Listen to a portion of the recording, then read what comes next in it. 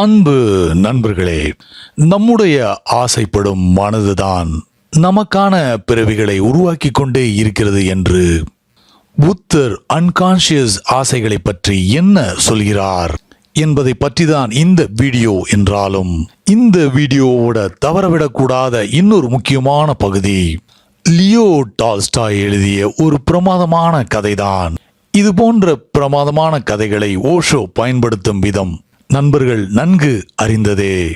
மாதம் ஒரு முறை லாட்டரி சீட்டு வாங்கும் பழக்கம் உள்ள ஒரு ஏழை மனிதனின் வாழ்க்கையில் என்ன என்ன சம்பவங்கள் நடக்கின்றன, அதன் மூலம் ஓஷோ நமக்கு என்ன சொல்ல விரும்புகிறார்? Let's go into the video.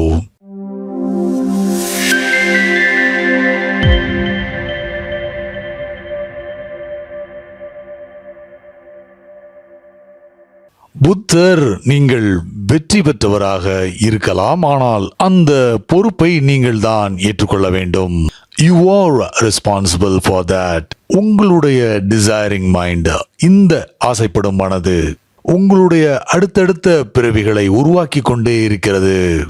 பிறப்பு இறப்பு என்ற சக்கரம் உங்களால் தான் உருவாக்கப்பட்டது. இதை முதலாக உணரும் போது உங்களுக்கு அதிர்ச்சியாகவும் நடுக்கமாகவும் இருக்கும்.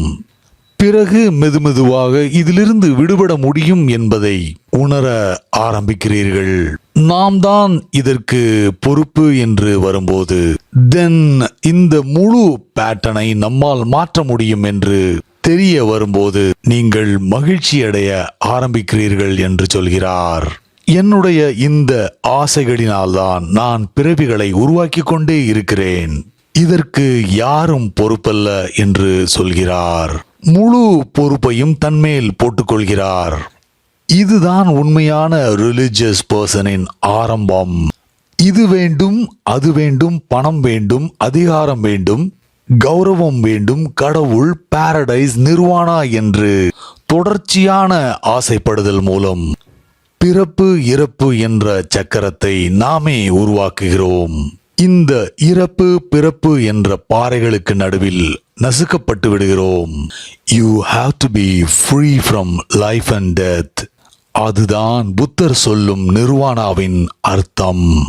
எந்த நிமிடத்திலிருந்து இந்த எல்லா ஆசைகளிலிருந்தும் விடுதலை பெறுகிறோமோ, ரிமெம்பர், திரும்பவும் சொல்கிறேன், எல்லா ஆசைகளிலிருந்தும், அதாவது ரிலிஜியஸ் ஸ்பிரிச்சுவல் ஆசைகள் உட்பட, nothing is excluded. அப்போது நிர்வாணாவை அடைகிறோம். ஏனென்றால் ஒவ்வொரு ஆசையும் சலிப்பையும் துன்பத்தையும் ஏமாற்றத்தையும் கொண்டு வருகிறது. வெற்றி பெறும்போதும் அது நமக்கு சலிப்பையே உண்டாக்குகிறது. தோல்வியடையும் போது சோர்வடைந்து விடுகிறோம். பணத்திற்கு பின்னால் அலையும் போது இரண்டு சாத்தியக்கூறுகள் இருக்கின்றன. ஒன்று வெற்றி, இன்னொன்று தோல்வி. எல்லா பணக்காரர்களும் பணத்தை பொறுத்தவரையில் சலிப்படைந்தே போயிருக்கிறார்கள். They are bored with money.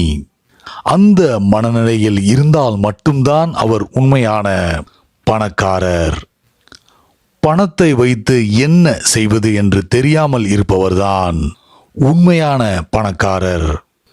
பணம் இன்னும் பத்தவில்லை என்று நினைப்பவர் இன்னும் பணக்காரர் என்ற நிலைக்கு வரவில்லை. If you succeed, you are bored. பணம் ஏராளமாக இருக்கிறது, ஆனால் ஒரு நிறைவு இல்லை.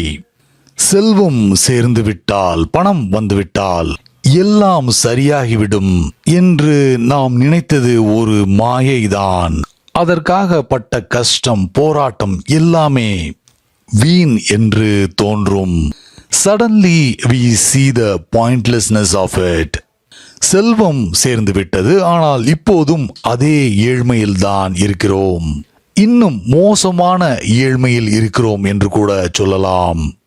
There is a story by Leo Tolstoy. ஒரு ஏழை தையற்காரர். அவருக்கு 30 வருடங்களாக ஒரு பழக்கம், அதாவது மாதம் ஒரு லாட்டரி சீட்டு வாங்குவது. ஒரு முறை கூட அவர் பரிசு வென்றதில்லை. ஒரு நாள் பரிசு கிடைக்கும் என்ற நினைப்பை கூட விட்டுவிட்டார். ஆனால் லாட்டரி சீட்டு வாங்குவது ஒரு பழக்கமாகி விட்டிருந்ததால் வாங்குவது தொடர்ந்தது. It had become an old ritual. ஒவ்வொரு மாதமும் முதல் வாரம் ஒரு லாட்டரி சீட்டு வாங்குவதை அவர் நிறுத்தவில்லை. ஆனால் ஒரு நாள் அது நடந்தது. ஒரு நாள் அந்த தையற்காரர் வீட்டின் முன்பு பெரிய ஆடம்பரமான விலை உயர்ந்த கார் வந்து நின்றது.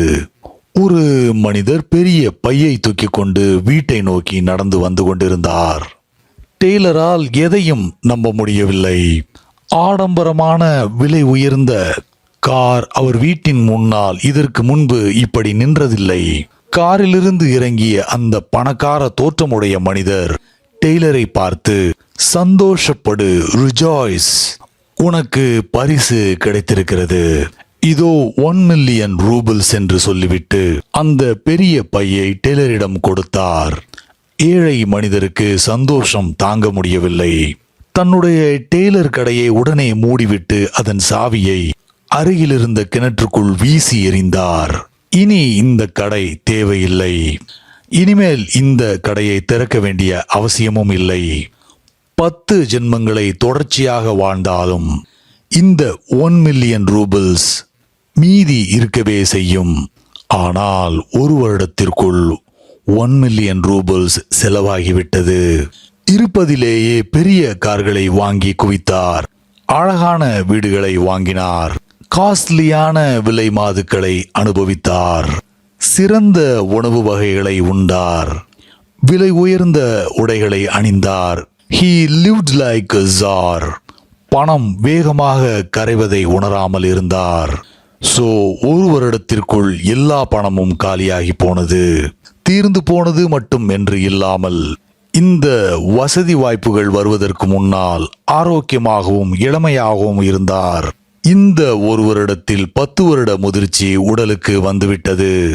உடல் நலம் பாதித்து மிகவும் நலிந்து போய்விட்டார். எப்போதும் விலை மாதுக்கள், மது, அளவுக்கு அதிகமான சுவையான சாப்பாடு. இப்போது உடல் நலமும் இல்லை, வயதும் கூடிவிட்டது. எனவே உடலில் வலிமையும் இல்லை. ஆனாலும் கிணற்றுக்குள் விழுந்து அந்த சாவியை தேட வேண்டியதாயிற்று. மக்கள் அவரை கிணற்றிலிருந்து மீட்டார்கள். கிணற்றில் மூழ்கி கிட்டத்தட்ட இறந்தே போயிருப்பார். ஆனால் சாவியை எப்படியோ எடுத்துவிட்டார். மீண்டும் டெய்லர் கடை திறக்கப்பட்டது. கடந்த ஒரு வருடம் அவருக்கு ஒரு கெட்ட கனவு போல் இருந்தது. போதும்டா சாமி, இனிமேல் பணம் வேண்டும் என்று வாயை திறக்கவே மாட்டேன் என்று பார்ப்பவர்களிடம் சொல்லிக் கொண்டிருந்தார். ஆனால் பழைய பழக்கம் காரணமாக மாதம் ஒரு லாட்டரி சீட்டு வாங்குவது மீண்டும் தொடர்ந்தது. ஒரு வருடம் கழித்து மீண்டும் அதே ஆடம்பரமான விலை உயர்ந்த கார் அவர் வீட்டின் முன்பு வந்து நின்றது. அதை பார்த்தவுடன், கடவுளே, மீண்டும் நான் பட்ட அதே கஷ்டங்களை அனுபவிக்க வேண்டுமா என்று சொன்னார். நம்மிடம் பணம் இருந்தால் அதனால் வரும் துன்பம் நமக்கு தெரியும். பணம் இல்லாமல் போனால் அதனால் ஏற்படும் துன்பம் தெரியும். எப்படி இருந்தாலும் துன்பம்தான். Either way we suffer.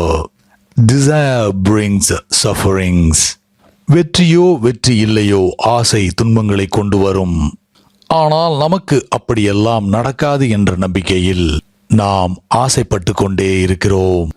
Remember, life allows no exceptions. Its rules are universally valid.